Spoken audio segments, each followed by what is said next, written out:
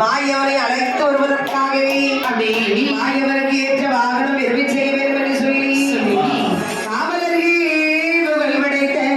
புகழ் படைத்த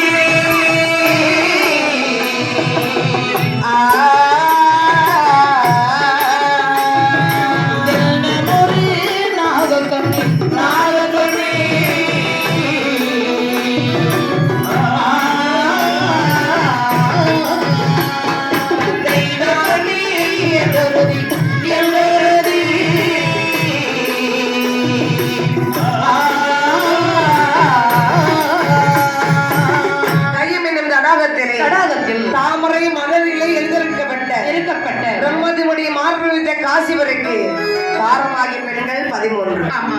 அதிலே கர்த்தருடைய விருது என்று சொல்லக்கூடிய 2 பெண்கள் சரி தெய்வக்கண்ணி நாகக்கண்ணி என்று பெயர் பெற்று வாழ்ந்து வந்தார்கள். ஒற்றுமையாக வாழ்வாங்க. அக்கா எது விரும்ப அதை தங்கை விரும்புவோம். இப்படி ஒற்றுமையா இருக்கும் பொழுது என்னமாகுது, அக்கால தங்கையுமாகவே வாழ்ந்து வரும் பொழுது ஒரு நாள் சொல்றா, அக்கா நம்ம அரண்மனையே சும்மா தாண்டி இருக்கிறோம். ஆமா நீராட பூஞ்சலைக்கு போக மாட்டேன். இவ்வளவு நாள் அரண்மனைக்குள்ளதான் நம்ம நேரில் இருந்தோம். ஆமா வெளியில தோழிகளே நீராட அப்படின்னா தோழி பெருமைலாம் கூப்பிடு ஒத்தி போக முடியாது. ஆமா எடி தோழிகளா நீங்க நீராட போக வரலாடி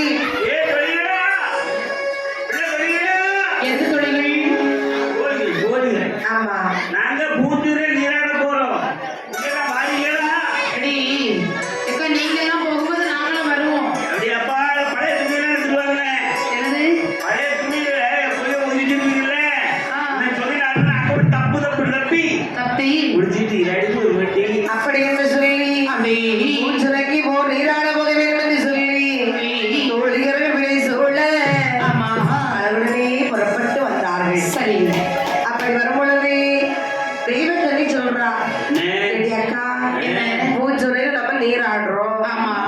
நீராடுனா நல்லா வாடி இருக்கும். ஆனா எவன் விளையாடு விளையாடி குளிக்கணும்.